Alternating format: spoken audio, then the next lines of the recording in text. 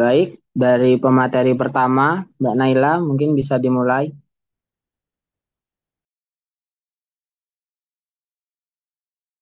Oke, teman-teman, sebelumnya saya mau perkenalan lagi.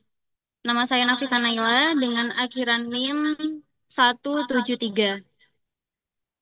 Di sini saya akan menyampaikan terkait tentang biografi dari Lev Vygotsky. Oke, sebelum kita mempelajari dari teori belajarnya Lev Vygotsky, tentunya kita harus mengetahui eh, biografi dari Lev Vygotsky itu sendiri. Jadi nama panjangnya adalah Lev Semyonovich Vygotsky. Beliau adalah seorang psikolog yang lahir di Rusia, tepatnya di Orsa, Belarus, pada tanggal 7 November 1896. Nah, dari muda ini, Vygotsky itu dikenal sebagai seorang yang sangat gemar membaca dan memiliki minat besar terhadap ilmu pengetahuan, khususnya pada bidang filsafat, sastra, dan ilmu sosial. Kemudian saat besar, Lev Vygotsky ini menempuh pendidikan di Universitas Moskow sejak tahun 1913 hingga 1917. Di sanalah ia mempelajari tentang hukum, sejarah, serta filsafat. Nah, walaupun bidang studinya itu cukup beragam, namun Vygotsky ini akhirnya memfokuskan pendidikannya ke arah psikologi, terutama pada bagaimana manusia itu belajar dan bagaimana manusia itu berkembang. Nah, karirnya ini sebagai seorang psikologi, pendidik, dan peneliti sangatlah berpengaruh. Nah, karena ia menciptakan atau mencetuskan teori yang akan kita pelajari pada sore hari ini, yaitu perkembangan kognitif yang menekankan betapa peran penting lingkungan sosial dan budaya bagi seorang anak dalam pembelajaran. Nah, salah satu gagasannya adalah eh, Zone of Proximal Development atau zona perkembangan proksimal yang hingga kini banyak sekali digunakan di dalam dunia pendidikan. Poin yang terakhir adalah Vygotsky wafat pada tanggal 11 Juni 1934 di Moskow. Nah, jadi kalau kita hitung-hitung umurnya Vygotsky ini nggak terlalu lama ya, umurnya terbilang singkat. Namun di hidupnya yang singkat ini, warisan pemikiran dan teorinya itu tetap memberikan pengaruh besar terhadap perkembangan psikologi dan pendidikan di dunia. Oke, mungkin itu saja yang bisa saya sampaikan terkait biografi dari Levi Vygotsky. Untuk selanjutnya akan dilanjutkan oleh rekan saya.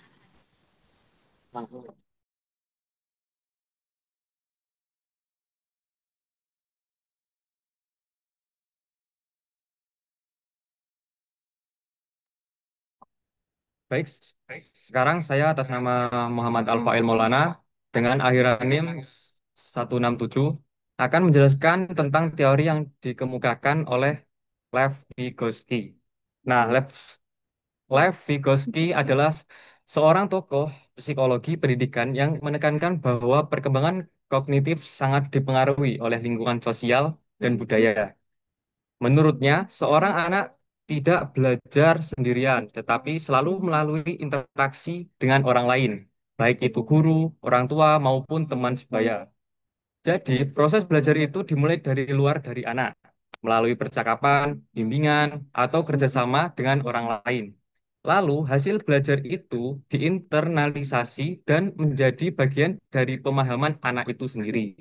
Salah satu teori penting yang dikemukakan Vygotsky adalah teori konstruktivisme sosial. Dalam teori ini, pengetahuan tidak hanya dibangun secara individu, tetapi juga dengan bantuan orang lain yang lebih berpengalaman. Contohnya dalam pembelajaran matematika, seorang siswa mungkin kesulitan memahami konsep persamaan kuadrat ketika dia sedang sendirian. Nah, namun dengan bimbingan guru atau diskusi bersama teman yang lebih paham, siswa tersebut bisa memahami konsep tersebut. Nah, artinya belajar menjadi lebih bermakna jika ada interaksi sosial. Selain itu, Vygotsky juga menekankan beberapa hal penting dalam teorinya, seperti interaksi sosial, hubungan antara bahasa dan pikiran, perkembangan konsep, dan tentu saja zone of proximal development atau daerah perkembangan terdekat yang akan dijelaskan lebih detail pada bagian selanjutnya. Jadi, intinya teori Vygotsky menjelaskan bahwa belajar itu bukan proses yang berdiri sendiri, melainkan sangat dipengaruhi oleh lingkungan sosial, budaya, dan interaksi dengan orang lain. Hal ini membuat pembelajaran menjadi lebih bermakna dan mendalam. Sekian dari saya, bisa dilanjutkan oleh pemateri selanjutnya.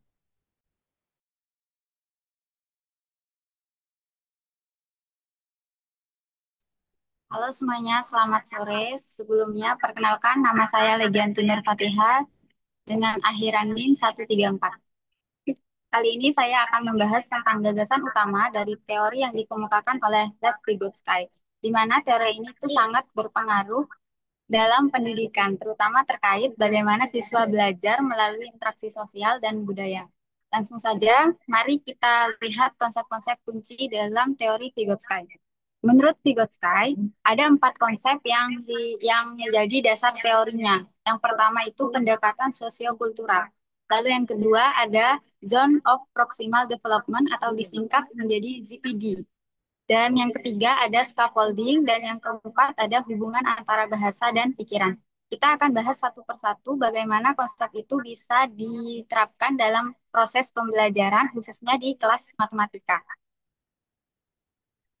Yang pertama di sini ada sosiokultural. Menurut Vygotsky, perkembangan berpikir seorang siswa itu tidak bisa dilepaskan dari lingkungan sosial dan budaya tempat dia tumbuh. Maksudnya di sini itu belajar itu bukan proses yang dilakukan sendirian. Interaksi itu sangat dibutuhkan seperti interaksi dengan guru, orang tua, atau teman sebaya itu sangat berperan penting dalam membangun pengetahuan. Jadi pembelajaran itu sebenarnya adalah hasil kerjasama, bukan cuma usaha individu. Lanjut ke yang kedua, itu ada Zone of Proximal Development atau disingkat ZPD. ZPD ini adalah jarak antara apa yang bisa dikerjakan siswa itu sendiri dengan apa yang bisa ia capai ketika ia dapat bantuan. Contohnya, dalam pelajaran matematika, mungkin seorang siswa itu belum bisa memahami konsep turunan secara mandiri. Tapi kalau ada arahan dari guru atau diskusi dengan teman sebaya yang lebih paham, dia bisa ngerti. Nah, itulah area ZPD, ruang belajar yang optimal dengan bantuan. Lalu konsep ketiga ada scaffolding.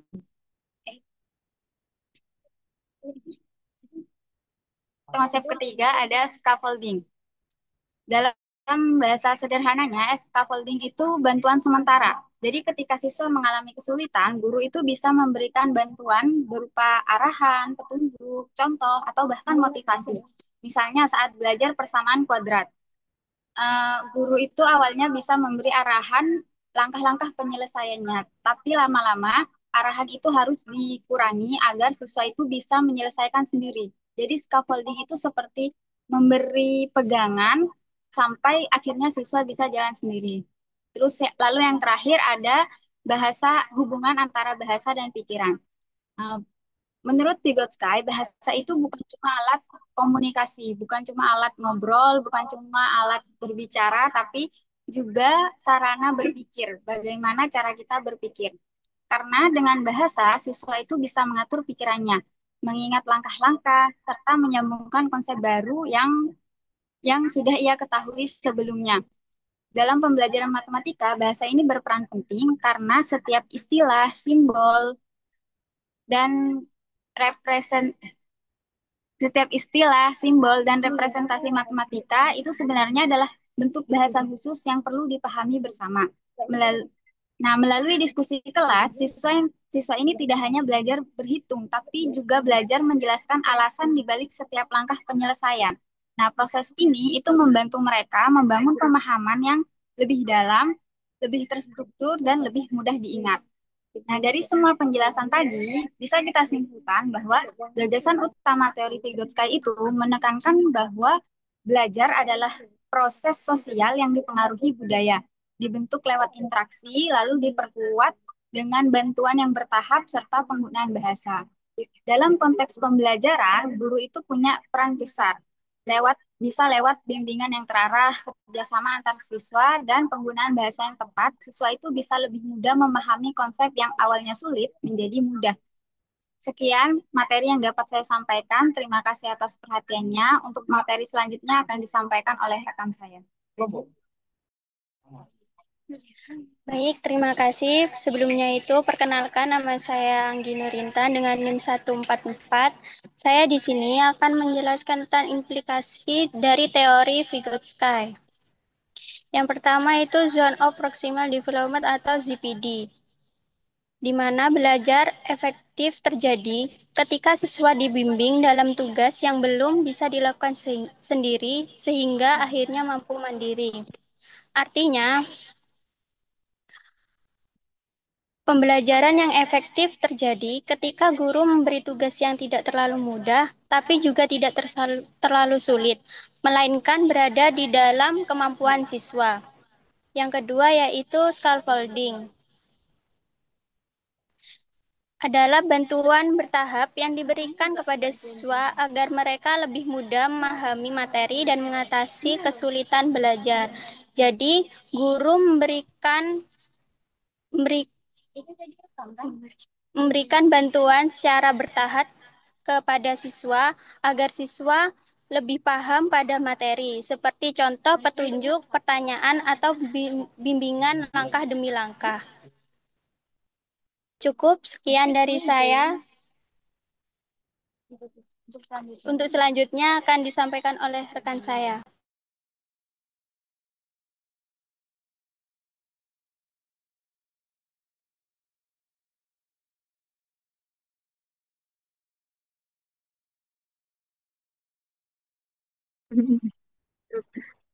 Baik, terima kasih. Sebelumnya perkenalkan nama saya Rosida dengan akhiran NIM 169. Di sini saya akan melanjutkan penjelasan yang telah dijelaskan oleh rekan saya. Jadi, yang ketiga yaitu ada pengalaman nyata dan kontekstual. Jadi, yang ketiga yaitu ada kolaborasi dan interaksi sosial. Jadi, Vygotsky percaya bahwa belajar adalah proses sosial yang sangat bergantung pada interaksi dengan orang lain. Dia menekankan pentingnya interaksi antara siswa dengan teman sebaya atau orang yang lebih ahli. Contohnya yaitu guru, orang tua, atau teman yang lebih menguasai pemahamannya. Nah, proses ini memungkinkan pertukaran ide, argumen, dan sudut pandang yang berbeda, yang pada akhirnya memperdalam pemahaman setiap individu. Contohnya yaitu seperti diskusi kelompok. Seperti di kelas kan kita biasanya dibagi kelompok gitu kan. Nah, itu tujuannya bukan hanya untuk mencari jawaban. Jadi kita juga menjelaskan cara pikir masing-masing siswa. Jika ada siswa yang kesulitan memahami konsep, jadi temannya itu bisa membantu teman yang kesulitan itu. Dan teman yang menjelaskan konsep kepada temannya itu akan memperkuat pemahamannya sendiri. Lalu yang keempat yaitu ada pengalaman nyata dan konseptual. Jadi poin ini menegaskan pentingnya menghubungkan materi pelajaran dengan situasi nyata yang relevan dengan kehidupan siswa. Pembelajaran akan lebih bermakna ketika siswa dapat melihat bagaimana konsep yang mereka pelajari berlaku di dunia nyata. Nah, Vygotsky berpendapat bahwa materi yang terlepas dari konteks nyata akan sulit dipahami. Nah, contohnya yaitu seperti simulasi perdagangan. Nah, untuk mempelajari konsep jual beli kan guru bisa membuat simulasi pasar di kelas seperti siswa berperan sebagai penjual dan pembeli. Jadi, dapat berinteraksi dan menghitung keuntungan. Pengalaman ini memberikan pemahaman praktis yang lebih kuat daripada hanya mendengarkan ceramah tentang ekonomi saja. Lalu yang kelima itu ada konstruksi pengetahuan. Nah, jadi ini inti dari konstruksi, maaf. Jadi ini adalah inti dari teori Vygotsky. Ia menolak gagasan bahwa pengetahuan hanya ditransfer dari guru ke siswa. Sebaliknya, ia berpendapat bahwa setiap individu secara aktif membangun pengetahuannya sendiri. Proses ini melibatkan pemikiran kritis, refleksi, dan integrasi informasi baru ke dalam pemahaman yang sudah ada. Nah, guru di sini berperan sebagai fasilitator yang memancing pemikiran siswa, bukan sebagai satu-satunya sumber informasi. Contohnya yaitu eksperimen sendiri. Jadi dalam pelajaran fisika itu guru memberikan bahan-bahan agar bahan-bahan dan meminta siswa untuk menemukan cara terbaik agar bola meluncur paling cepat. Nah, siswa hanya mencoba berbagai metode, lalu mengamati hasilnya dan merefleksikan apa yang terjadi. Melalui proses ini, mereka itu coba-coba dan membangun pemahaman tentang gaya gesek, gravitasi, dan hukum gerak. Mungkin sekian yang bisa saya jelaskan, selanjutnya akan dijelaskan oleh rekan saya.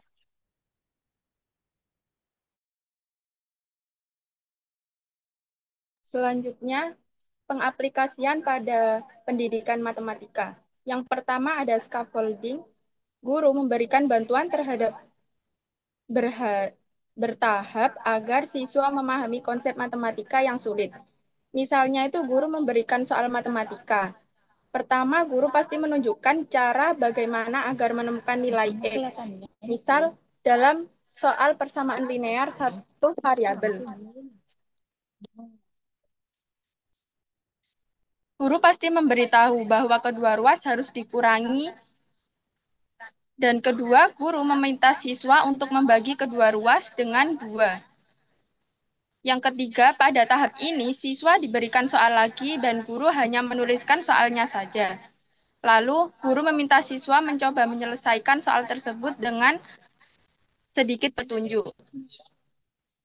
Nah, sedikit petunjuk yang dimaksud itu adalah dengan yang tadi dijelaskan oleh guru pada poin yang pertama dan kedua yang saya jelaskan.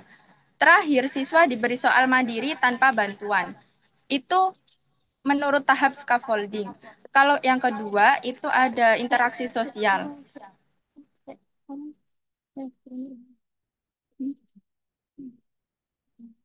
Dalam interaksi sosial, diskusi kelompok memperkuat pemahaman dan cara berpikir matematis. Misalnya, guru membagi siswa ke dalam kelompok yang terdiri dari 2 atau lebih anggota. Tiap kelompok kan diberi soal. Nah, disitulah proses interaksi sosial terjadi. Ketika siswa berdiskusi menentukan jawaban akhirnya, dan mereka saling mengoreksi jika ada yang keliru dalam menyelesaikan permasalahannya. Guru berkeliling dan memberi pertanyaan pemicu kepada kelompok yang sudah mentok atau tidak menemukan jawabannya. Yang ketiga ada ZPD. Materi disesuaikan dengan tingkat perkembangan siswa agar belajar lebih optimal. Nah, belajar paling efektif ini terjadi dalam ZPD. Ketika siswa diberi tantangan dan tidak terlalu mudah dan tidak terlalu sulit. Tantangan intinya dalam ZPD, guru ini langsung memberikan soal yang tidak terlalu mudah juga tidak terlalu sulit. Ini tujuannya agar kemampuan mandiri siswa itu dapat berkembang. Tidak hanya mengulang seperti pada tahap scaffolding tadi. Selanjutnya itu dalam tahap bahasa matematika. Simbol dan istilah matematika membantu membangun penalaran logis. Maksudnya adalah dengan simbol dan istilah matematika, siswa dapat mengidentifikasi pola. Misalnya, 2, 4, 6, 8 itu kan istilahnya bilangan genap. Nah, di sini guru itu harus membiasakan siswa memakai istilah atau simbol yang tepat. Dengan simbol, siswa bisa memfokuskan pikirannya pada hubungan logis, bukan hanya pada kata-kata. Jika tidak ada istilah matematikanya, siswa akan bingung, misalnya dalam menyebutkan angka depan X yang sebenarnya itu adalah koefisien. Sudah, terima kasih. Saya kembalikan ke moderator.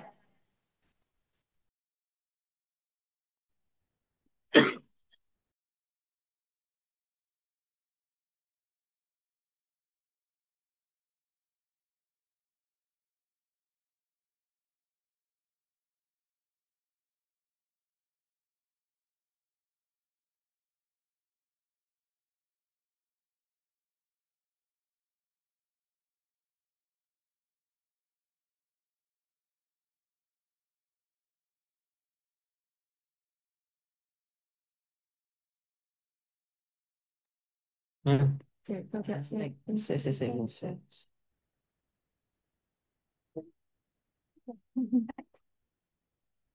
Baik, perkenalkan nama saya Ahmad Fijri Maudidi. Saya akan menerangkan tentang kelebihan dan kekurangan pada teori Vygotsky. Kelebihan teori Vygotsky yaitu menekankan peran sosial dan budaya. Di mana screen-nya? Bilang mohon maaf sebentar. Mohon maaf sebentar.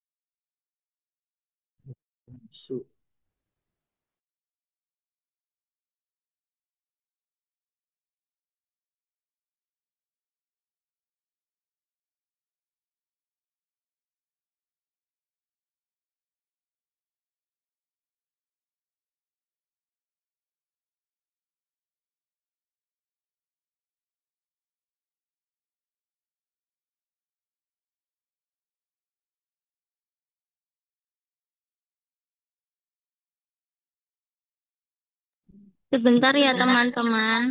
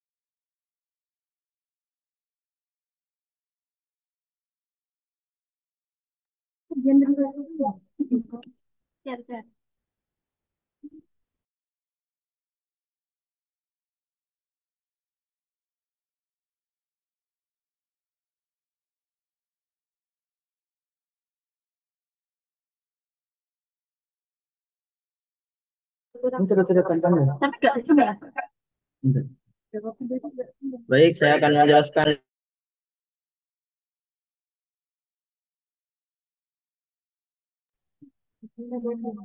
Baik, saya akan menjelaskan tentang kelebihan dan kekurangan teori Vygotsky. Kelebihan dari Vygotsky yaitu adalah menekankan peran sosial dan budaya. Belajar dipandang sebagai proses sosial sehingga interaksi dengan orang lain seperti guru, teman, atau orang tua sangat penting. Konsep zona perkembangan proksimal ZPD membantu guru memahami bahwa siswa dapat mencapai kemampuan lebih tinggi dengan bimbingan yang tepat. Scaffolding atau dukungan belajar menjadi dasar strategi pembelajaran modern yang berpusat pada siswa, di mana guru memberi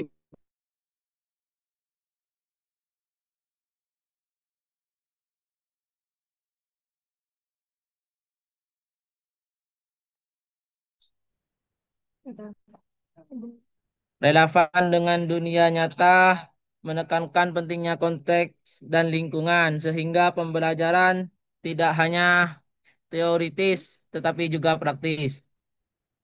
Mendorong kolaborasi, menekankan kerja kelompok, diskusi, dan pembelajaran kooperatif yang dapat meningkatkan pemahaman siswa. Kekurangan teori Vygotsky. Dengan dunia yang pertama, kurang memperhatikan faktor biologis karena lebih fokus pada aspek sosial dan budaya. Sementara perkembangan kognitif juga dipengaruhi faktor bawaan atau genetik. Yang kedua, sulit diterapkan secara individual, membutuhkan bimbingan intensif dari guru atau orang yang lebih ahli, yang dalam prakteknya sulit dilakukan jika jumlah siswa banyak. Kurang jelas dalam tahap perkembangan. Berbeda dengan Piaget yang membagi tahap perkembangan kognitif dengan jelas. Vygotsky tidak memberikan tahapan spesifik. Bergantung pada kualitas lingkungan sosial. Jika lingkungan sosial kurang mendukung, pembelajaran menurut teori ini bisa terhambat. Yang keempat, membutuhkan waktu dan sumber daya.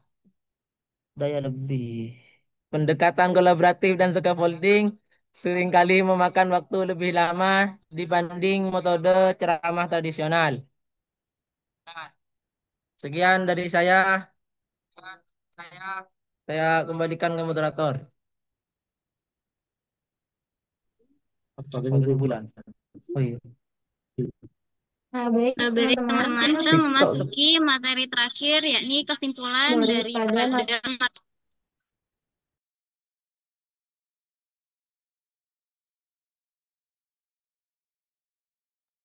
Oke, di sini saya akan menyimpulkan mulai dari materi pertama, geografi tidak termasuk teori dari Lev Vygotsky, kemudian gagasannya, aplikasinya terhadap pendidikan, juga pendidikan matematika, terakhir adalah pilihan dan kekurangannya. Jadi, menurut teori Vygotsky ini, perkembangan kognitif individu tidak hanya dibentuk secara aktif oleh dirinya sendiri, tetapi juga dipengaruhi secara kuat oleh lingkungan sosial.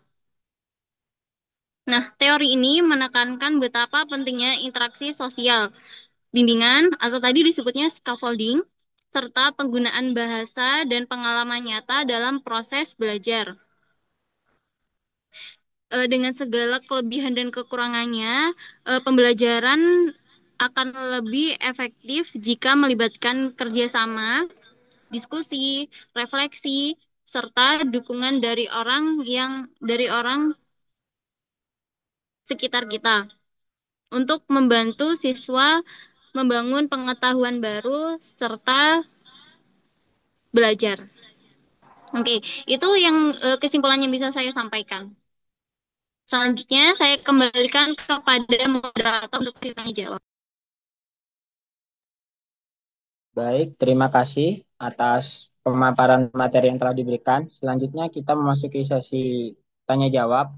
Kepada teman-teman yang ingin bertanya, dipersilahkan menggunakan fitur raise hand untuk bertanya dan menyebutkan nama, akhiran NIM, dan asal kelompok dari mana, lalu ucapkan pertanyaannya. Dipersilahkan.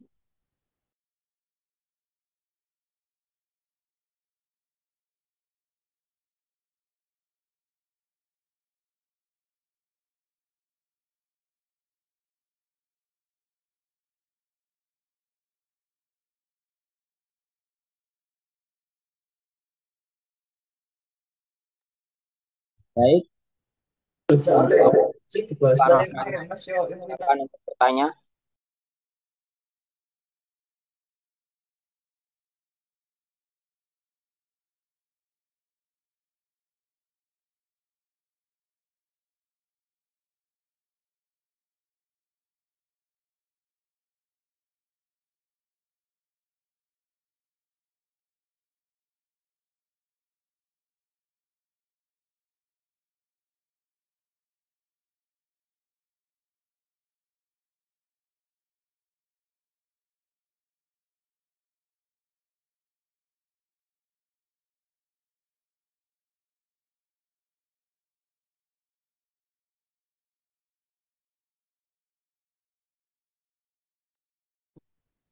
Untuk rekan-rekan semua, jika ada pertanyaan, silakan bertanya.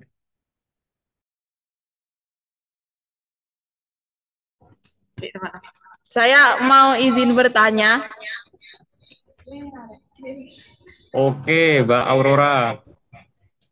Eh, Tadi kan dijelasin ada di mana materi scaffolding yang di mana itu membantu guru itu membantu siswa atau mendorong siswa untuk melakukan eh, apa namanya tugas-tugas seperti itu ya.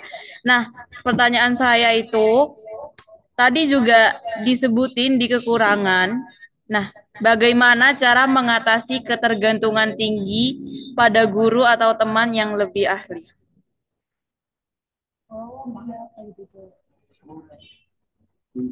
Maaf Mbak Aurora, tadi bagaimana mengatasi ketergantungan? Mengatasi ketergantungan tinggi kepada guru atau teman yang lebih ahli. Oh, mengatasi ketergantungan diri kepada teman atau guru yang lebih ahli. Iya, karena tadi di Scoffling itu dijelasin kalau guru itu sangat berperan besar. Oke, terima kasih Mbak Aurora. Iya, sama-sama. Iya. Ditampung ya. Oke, pertanyaan ini akan ditampung terlebih dahulu. Lanjut ke Mbak Akila, silahkan. Baik, perkenalkan nama saya Akila Feryana Zahra dari kelompok 6. Ingin bertanya, oh ya, NIM 156. Bagaimana keterbatasan teori Vygotsky dalam menekankan interaksi sosial berdampak pada perkembangan individu yang lebih introvert? Terima kasih. Mbak, untuk Mbak Akila mungkin lagi tanggal.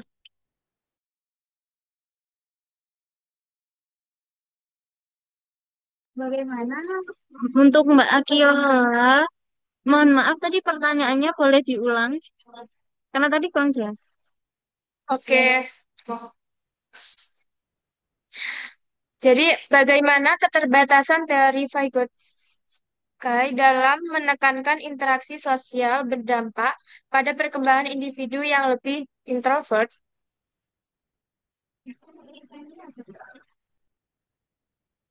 Ya, udah. Oke, baik. Terima kasih Mbak pertanyaannya. Ya, sama-sama. Selanjutnya, Kak Alfa boleh bertanya. Baik, terima kasih atas kesempatan yang telah diberikan. Perkenalkan, nama saya Alfa Rahmatin dengan akhiran NIM 140. Tadi kan izin bertanya, tadi kan sempat disinggung sedikit bahwa pembelajaran itu merupakan hasil kerjasama atau hasil interaksi antara murid dengan guru ataupun sesama teman. Lalu bagaimana dengan misalnya ada seorang anak yang tidak mampu secara ekonomi, tapi dia tetap melakukan pembelajaran secara individu ataupun mandiri di rumahnya sendiri. Lalu eh, selanjutnya jika pembelajaran secara individu itu masih masuk dalam konsep pembelajaran, bagaimana tersebut Vygotsky itu dapat diterapkan dalam pembelajaran mandiri tersebut. Secara kan teori itu menekankan kepada interaksi antara guru atau dengan murid ataupun dengan sesama teman. Terima kasih.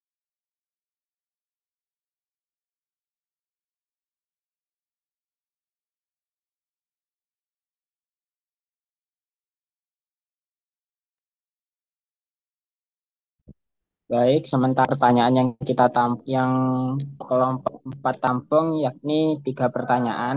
Dimohon ditunggu untuk jawaban atas pertanyaan-pertanyaannya.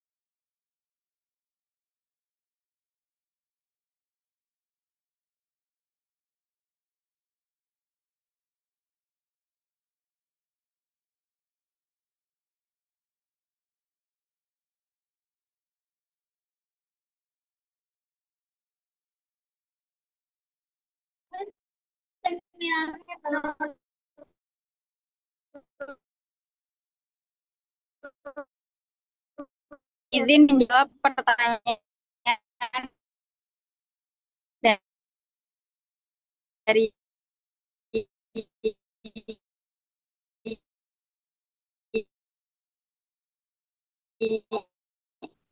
Mbak Aurora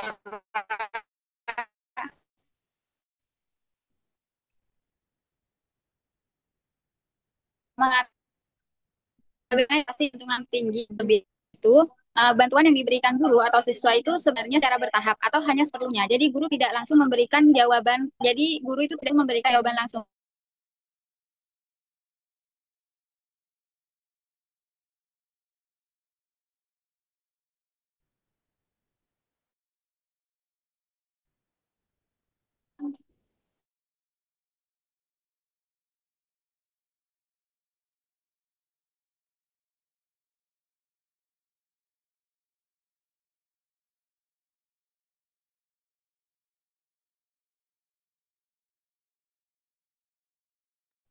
Maaf sebelumnya teman-teman sedikit ada gangguan ya. Tadi guru itu jadi tidak perlu memberikan jawaban secara langsung, melainkan cukup memberi arahan, pertanyaan atau pemandu atau contoh soal yang bisa membantu siswa itu menemukan solusi sendiri. Jadi seiring waktu, tanggung jawab belajar itu secara perlahan dialihkan ke siswa melalui tugas yang lebih menantang untuk menjelaskan kembali dengan kata-kata mereka sendiri. Jadi selain itu, siswa juga dapat dilibatkan dalam pembelajaran di mana mereka tidak hanya menjadi penerima bantuan, tetapi juga bisa berperan sebagai pemberi dukungan bagi temannya.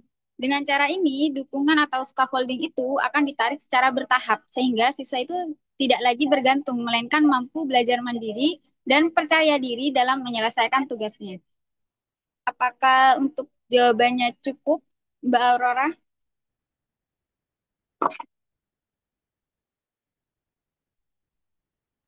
Baik, terima kasih untuk jawabannya sudah cukup untuk menjawab.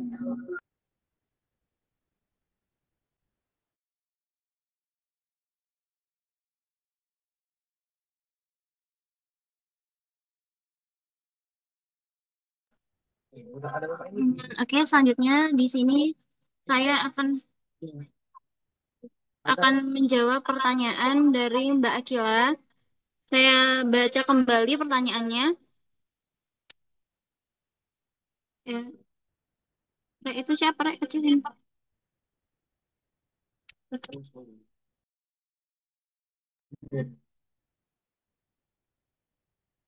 Oke, pertanyaannya adalah bagaimana keterbatasan teori dari Vygotsky ini dalam menekankan interaksi sosial berdampak pada perkembangan individu yang lebih introvert. Nah, jadi bisa kita pahami ya, tadi teori belajarnya Vygotsky ini lebih menekankan pada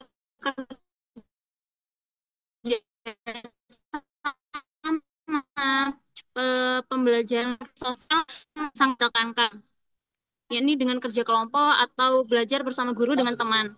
Nah, tentunya di situ juga ada kekurangannya ya dari teori belajarnya, terutama pada individu dengan kepribadian introvert.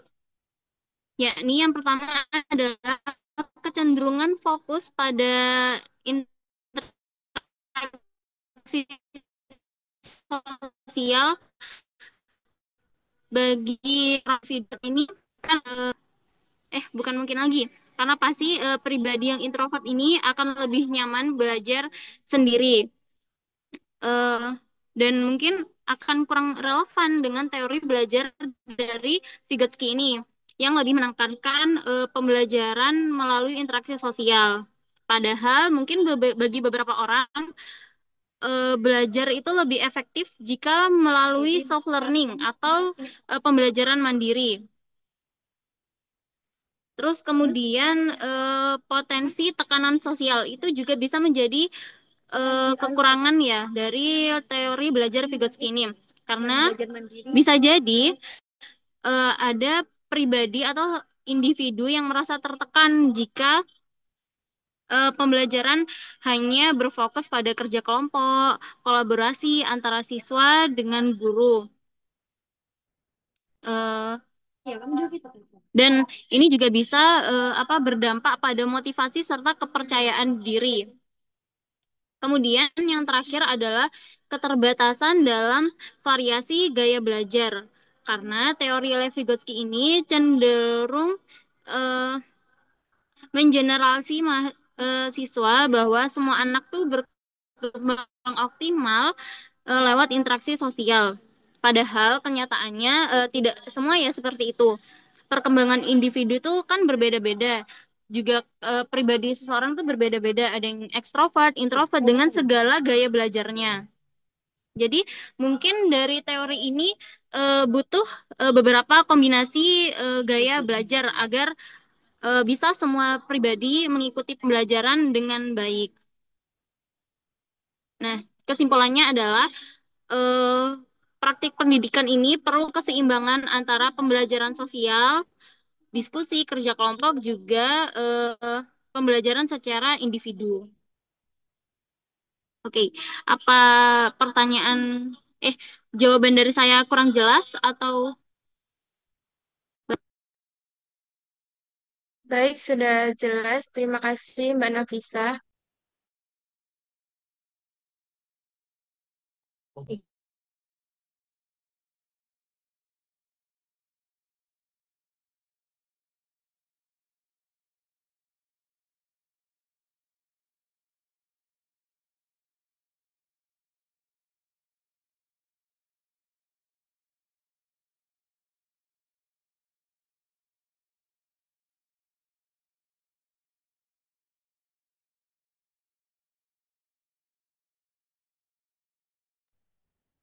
Permisi, di sini saya akan menjawab pertanyaan dari Mbak. Jadi pertanyaannya yang pertama itu kan apakah itu pembelajaran mandiri masih bisa disebut sebagai pembelajaran? Jadi jawabannya itu iya. Pembelajaran mandiri tetap sah disebut sebagai proses pembelajaran karena individu memperoleh pengetahuan, keterampilan, dan pemahaman baru. Nah, proses tersebut tetap melibatkan aktivitas mental seperti berpikir, mengaitkan informasi, dan membangun pemahaman. Bisa, contohnya itu bisa melalui membaca, menulis jurnal, menyimak video, melalui refleksi pribadi. Lalu, meskipun tidak secara langsung melibatkan interaksi sosial, dalam teori Vygotsky, pembelajaran mandiri tetap masuk akal jika dilihat sebagai hasil dari proses sosial yang telah diinternalisasi, atau jika pembelajaran memanfaatkan sumber sosial tidak langsung seperti teks dan media digital. Dengan pemahaman yang lebih fleksibel, teori Vygotsky tetap bisa relevan dalam dunia pembelajaran modern, termasuk pembelajaran mandiri dan daring. Baik, segitu yang bisa saya sampaikan. Untuk Mbak Alfa, apa masih kurang jawabannya untuk jawabannya? Tidak, terima kasih atas jawaban yang telah diberikan. Sudah cukup.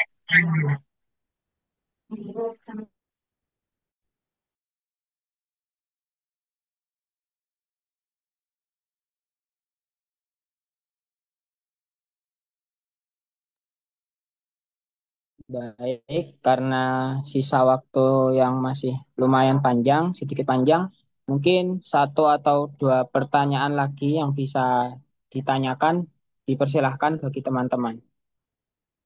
Jika tidak, bisa dipersilahkan Mbak Tiara.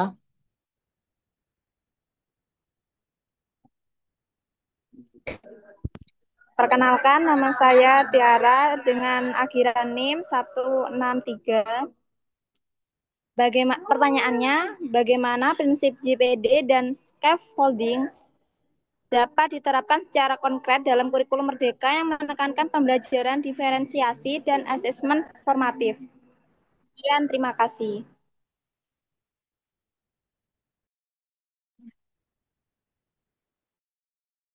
Untuk Mbak Tiara mungkin bisa diulang lagi ya pertanyaan. Bisa diulang lagi pertanyaan.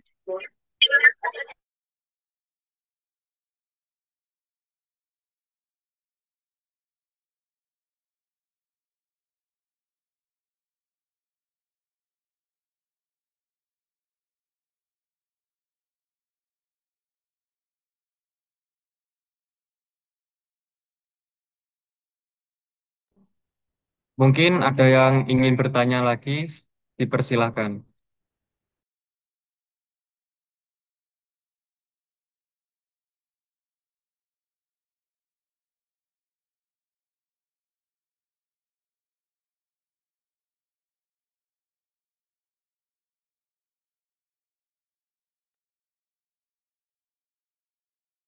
Dipersilahkan Mas Joris untuk memberikan pertanyaannya.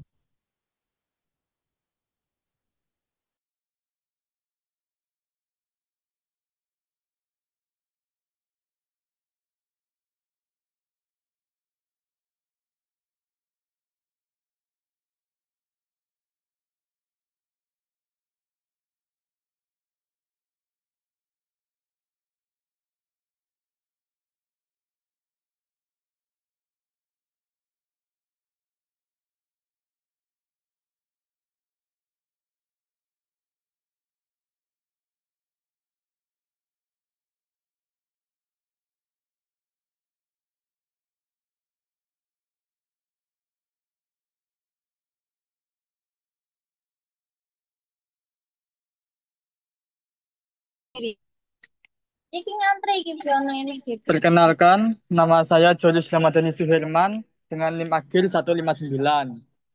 Nah, tadi kan udah dijelasin pengaplikasiannya itu ada 4. Itu tujuannya apa aja? Mohon jelasin ya.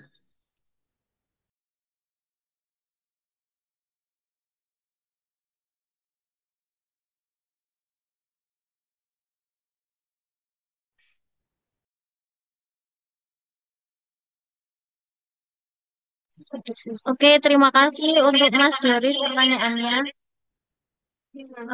Untuk Mbak Fiona, bisa diutarakan ya pertanyaannya. Eh, Perkenalkan, saya Fiona Indriani dengan NIM akhir 168. Saya perwakilan dari kelompok 5. Pertanyaan saya adalah, dalam konteks teori Vygotsky, bagaimana peran bahasa sebagai alat mediasi kognitif dapat mempengaruhi struktur pemikiran anak? Terima kasih.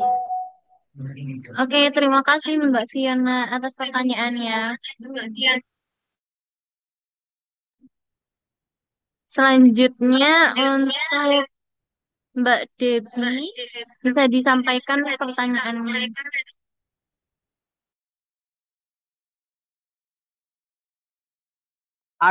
Yang tanya saya Awan, tapi Oke, HP saya tadi mati. Ya, jadi pertanyaannya kan teori apa? Eh, Teori ini kan pokoknya intinya teori ini kan mementingkan tentang adanya kerjasama atau bimbingan dari seorang tenaga pendidik. Nah, di era industri yang sekarang ini kan serta didik tentunya disiapkan untuk di dunia kerja. Dan dunia kerja saat ini tuh lebih memerlukan tentang berpikir kritis dan memecahkan masalah dari kemampuan pribadi, seperti mengcoding ataupun membuat bahasa Python dalam aplikasi AI. Nah, bagaimana eh, adaptasi dari teori ini untuk agar nantinya itu dapat tidak hanya menyiapkan tentang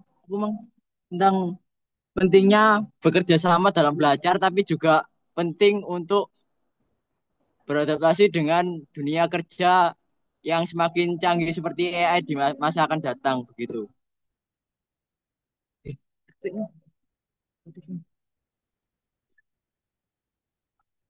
Oke, terima kasih Mas Awan pertanyaannya.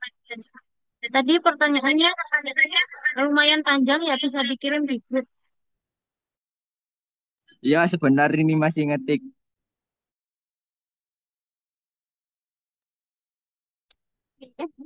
Izin, saya ingin menjawab pertanyaan dari Kak Tiara. Tadi pertanyaannya, bagaimana prinsip ZBD dan scaffolding diterapkan secara konkret dalam kurikulum Merdeka yang menekankan pembelajaran diferensiasi dan asesmen formatif. Nah, prinsip ZBD dan scaffolding itu ternyata sangat cocok dengan kurikulum Merdeka. Nah, ZBD bisa diterapkan dengan pembelajaran diferensiasi, yaitu guru menyesuaikan materi sesuai kebutuhan dan tingkat perkembangan setiap siswa. Jadi, siswa yang sudah bisa tidak materi, sedangkan yang masih kesulitan mendapatkan tambahan. Nah, sedangkan scaffolding bisa diterapkan melalui asesmen formatif. Dari hasil asesmen, guru tahu di mana posisi siswa, lalu memberi bantuan bertahap, misalnya eh, petunjuk atau arahan, dan secara perlahan mengurangi bantuan itu sampai siswa bisa mandiri. Nah, dengan begitu, prinsip CPD dan scaffolding sejalan dengan semangat kurikulum Merdeka, memberi kesempatan pada semua siswa berkembang sesuai potensinya melalui bimbingan yang tepat dan diferensi pembelajaran. Terima kasih. Mungkin Kak Tiara kurang jelas atau bagaimana? Bisa ditanyakan atau gimana? Maaf, HP saya mati. Baik, saya terima apa jawabannya. Jawabannya sudah cukup. Kan ini ada tuh. Karena masih ada, maka dihentikan sebentar.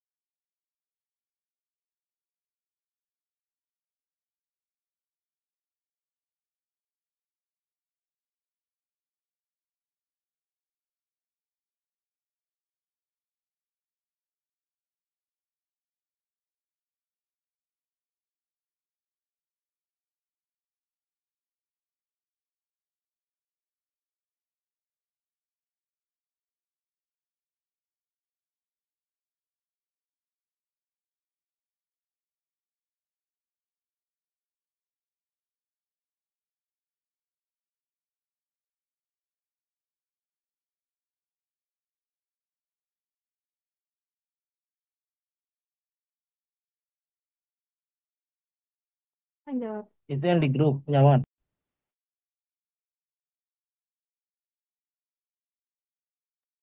Baik, karena azan sudah selesai, bisa dilanjutkan kembali.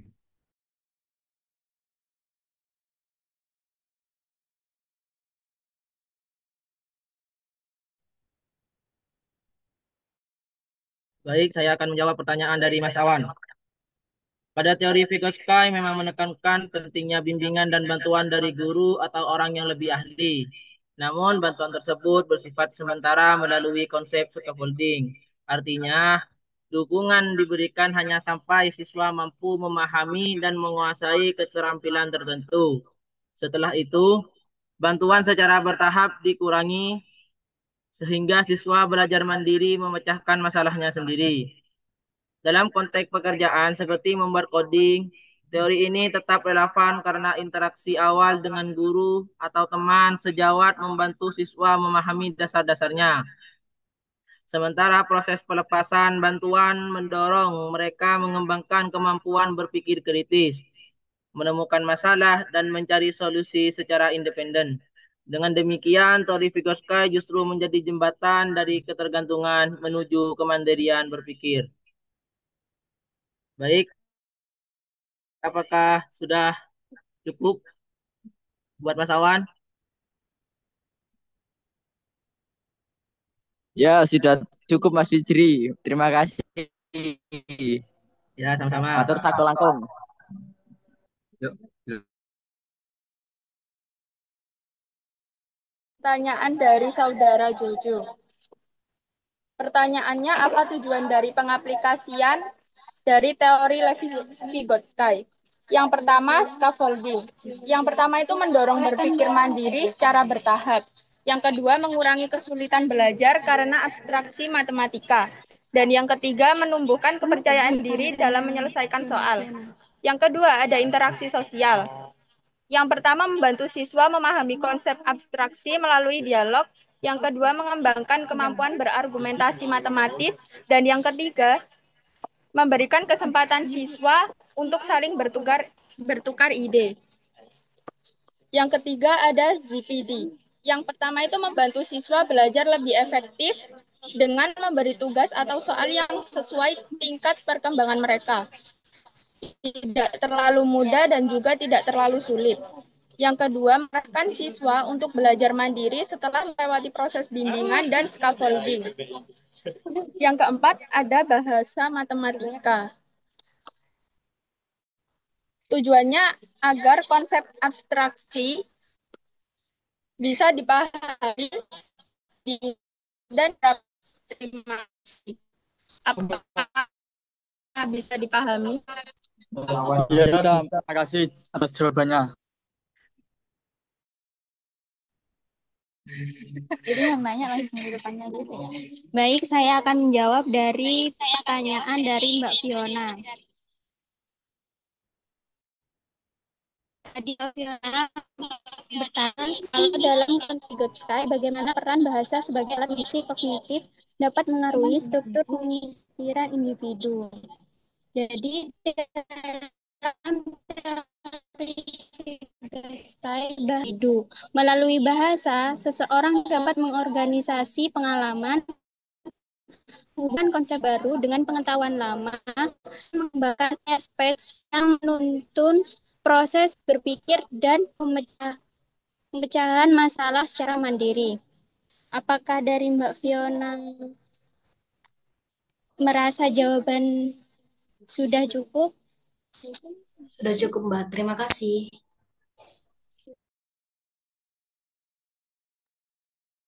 Baik, mungkin sesi tanya jawab pada kali ini ditutup. Baik, karena waktu yang sudah ingin selesai, sudah selesai, maka presentasi kali ini kita akhiri.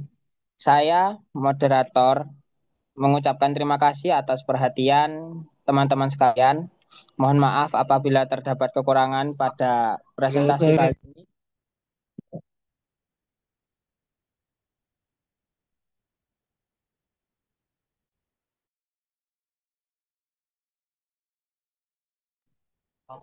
Baik, untuk notulen, Mbak Iren bisa dipersilahkan.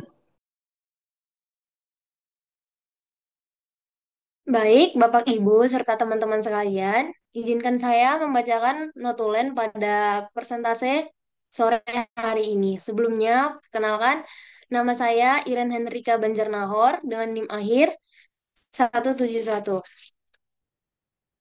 Notulen ini merupakan hasil presentasi dari kelompok 4 dengan topik teori belajar Lev Vygotsky. Saya akan membacakan beberapa poin-poin penting. Yang pertama, biografi Vygotsky. Ia adalah seorang psikolog yang lahir pada tahun 1896 dan wafat di tahun 1934. Poin yang kedua, teori Vygotsky. Ia menekankan bahwa interaksi sosial dan budaya sangat berperan penting terhadap perkembangan anak-anak, atau dikenal juga dengan teori konstruktivisme. Poin yang ketiga, ada 4 dasar dari teori Vygotsky, yaitu sosiokultural, zone of proximal development, yang ketiga scaffolding, dan yang terakhir bahasa dan pikiran. Selanjutnya, poin yang keempat, implikasi teori Vygotsky. Ia menekankan bahwa belajar efektif terjadi melalui zone of proximal development dengan bantuan bertahap atau scaffolding melalui pengalaman nyata dan kolaborasi, sehingga siswa dapat mengembangkan pengetahuan baru secara mandiri. Untuk poin yang kelima, yaitu implikasi pada pendidikan matematika, yaitu meliputi scaffolding, interaksi sosial, penerapan JPD, dan penguatan bahasa matematika. Dan yang terakhir adalah kesimpulan. Menurut Vygotsky, perkembangan kognitif individu tidak hanya dibentuk oleh diri sendiri, tetapi juga dipengaruhi interaksi sosial. Belajar akan lebih efektif melalui bimbingan, pengalaman nyata, dan dukungan dari orang yang lebih terampil untuk membantu siswa membangun pengetahuan yang baru. Demikian notulen singkat ini saya bacakan. Semoga bermanfaat. Terima kasih. Saya kembalikan kepada moderator. Baik, terima kasih kepada Mbak Iren. Mungkin presentasi malam pada sore hari ini kita akhiri. Saya moderator, mohon maaf atas kekurangannya. Assalamualaikum warahmatullahi wabarakatuh. Waalaikumsalam warahmatullahi wabarakatuh. Wabarakatuh.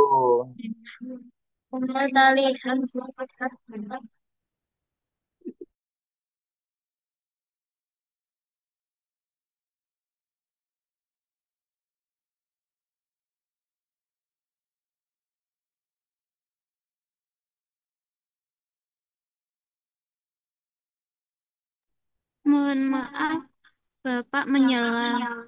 Suaranya Bapak tidak terdengar.